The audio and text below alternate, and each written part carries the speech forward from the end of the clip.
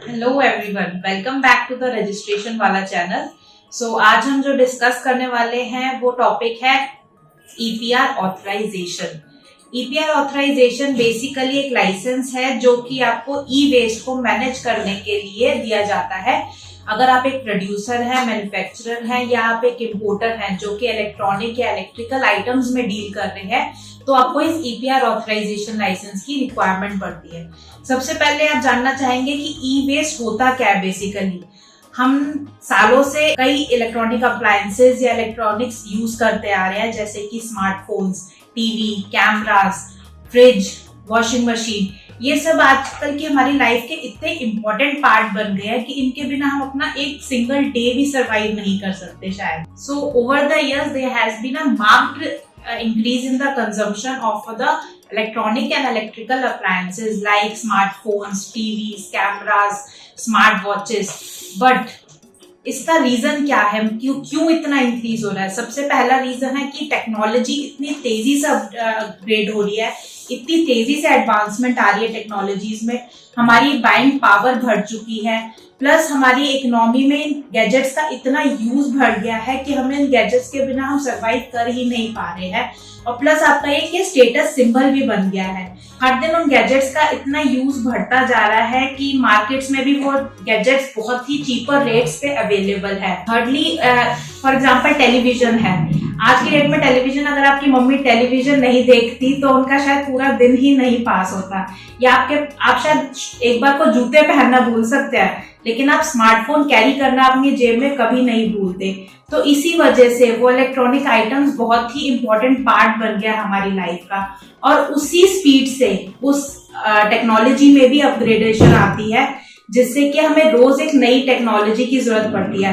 आज आईफोन 11 आया और उसके बाद आईफोन 12 जब लॉन्च हुआ तो उस आईफोन स्टोर्स के बाहर इतनी लंबी लाइंस लग गई कि आईफोन 12 हमें चाहिए ही चाहिए, क्योंकि वो हमारा स्टेटस सिंबल बन गया है। तो उसी टेक्नोलॉजी अपग्रेडेशन की वजह से वो ई वेस्ट भी बढ़ता है।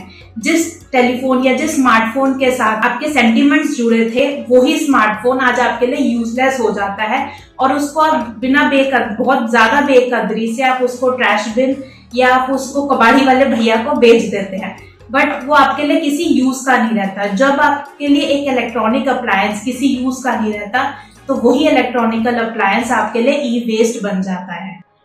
इस ई वेस्ट को मैनेज करने के लिए गवर्नमेंट ने इनिशिएटिव क्या निकाला? बेसिकली सबसे पहले आया था E waste management and handling rules 2011, जिसे कि अमेंड करके 2015 में बना दिया गया ई वेस्ट मैनेजमेंट रूल्स 2015, जो कि 1 मार्च 2016 को गवर्नमेंट ने एक्ट लाया था, जिसका नाम था ई वेस्ट मैनेजमेंट रूल्स 2015। और इसी इशू को टैकल करने के लिए गवर्नमेंट ने 1 अक्टूबर 2016 में एक एक्ट इंट्रोड्यूस किया, जिसका नाम था E waste management rules 2016 by the ministry of environment, forest and climate change. अब मैं इसके कुछ इंटरेस्टिंग फैक्ट्स आपके साथ डिस्कस करना चाहूंगी। सबसे most of the interesting fact है कि इंडिया में हर साल 3 million tons of e waste generate होता है, and India is one of the amongst the third largest e-waste producing countries in the world. Second fact जो important है वो है एक एसोचैम और ENY की रिपोर्ट आई, जिसमें कि e-waste estimation 5 million turns estimation लगाई गई बाय द ईयर 2021.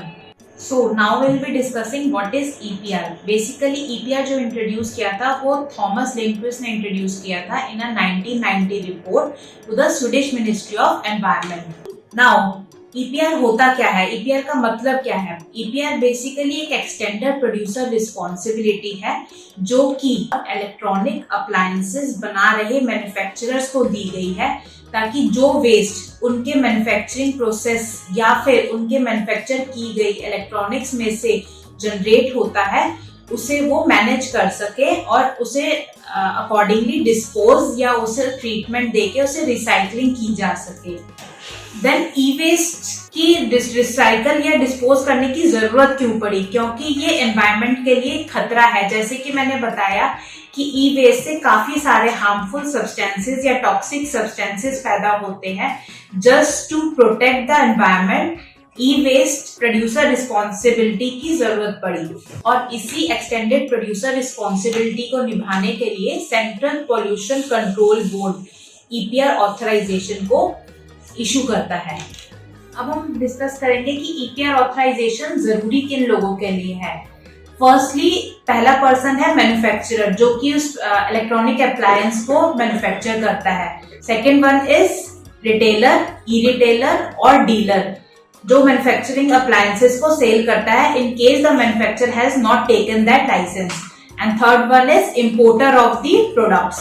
अब हम बात करते हैं लिस्ट ऑफ डॉक्यूमेंट्स की जो कि EPR ऑथराइजेशन के लिए चाहिए।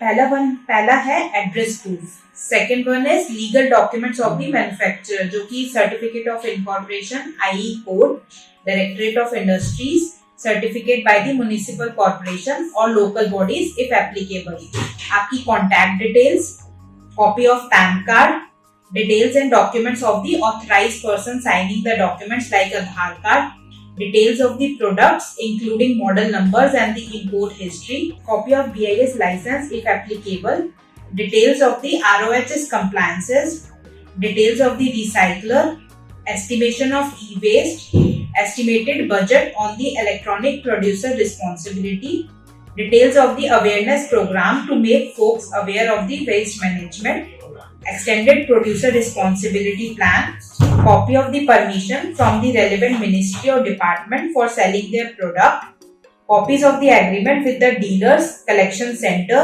recycler or the treatment process, copy of the Directorate General of Foreign Trade license or permission as applicable, self-declaration regarding the reduction of hazardous substances provision or any other document as required. So this license takes around 4 to 5 months from the date of application and it is valid for a period of 5 years, after which it can be renewed further. So अब हम इस licence को लेने में आपकी help कैसे कर सकते हैं। सबसे पहले हम इस लाइसेंस की एप्लीकेशन को प्रिपेयर करेंगे, डिपार्टमेंट के पास सबमिट करेंगे along with the requirement documents और डिपार्टमेंट से फॉलोअप्स भी लेंगे। और अगर कोई लाइसेंस को लेने में दिक्कत आती है या डेफिशिएंसी आती है लाइसेंस में, तो उसका रिवर्ट बैक भी करेंगे with in the timely manner और आपको इस लाइसेंस को प्रोवाइड करेंगे। With the rise of Startup India initiative, there is an abundance of several complex businesses. To conduct these complex businesses, you need complex licenses. That's why Registration Wala experts have stepped forward to help you in this regard. For more information regarding this license and many others of the same nature, just click on the notification bell and the subscribe button. We're always there to help. All you have to do is watch our video. Thank you.